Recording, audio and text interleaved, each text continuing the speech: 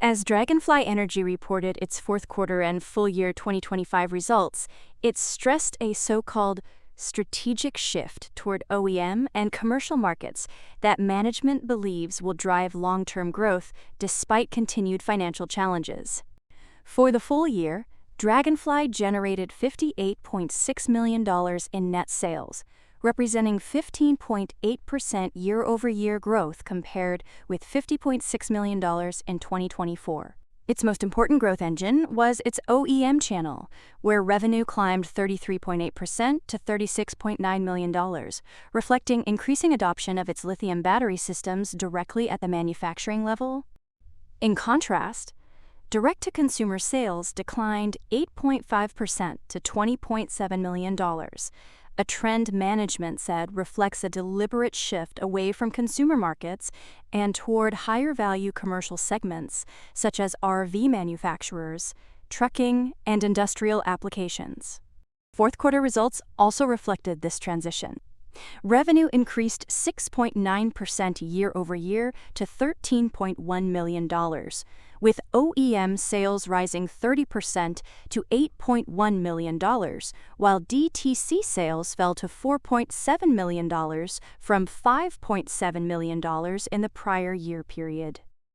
Gross profit for the quarter totaled $2.4 million, with a gross margin of 18.2%, slightly lower than the 20.8% margin recorded a year earlier, primarily due to inventory adjustments and lower sales volumes in certain segments.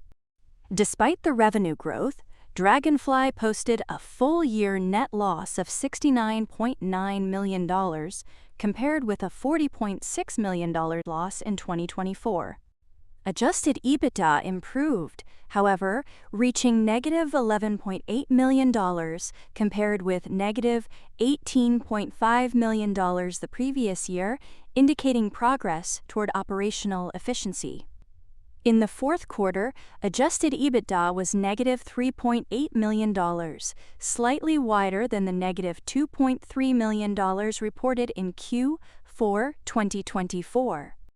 Management attributed some of the volatility to one-time expenses related to debt restructuring and other financial adjustments. CEO Dennis Ferris described 2025 as a year of meaningful progress, noting that the company strengthened its balance sheet, expanded key partnerships in the RV and heavy-duty trucking sectors, and advanced several strategic initiatives in manufacturing and product development. He emphasized that the company's evolving customer mix shifting from consumer sales toward OEM and industrial markets reflects where Dragonfly is seeing the strongest long-term demand. To support this transition, DFLI recently launched a major cost realignment program, expected to generate approximately $8.9 million in annual savings. The initiative includes leadership compensation reductions, workforce adjustments, reduced discretionary spending, and facility consolidation that alone is expected to save around $4 million in expenses.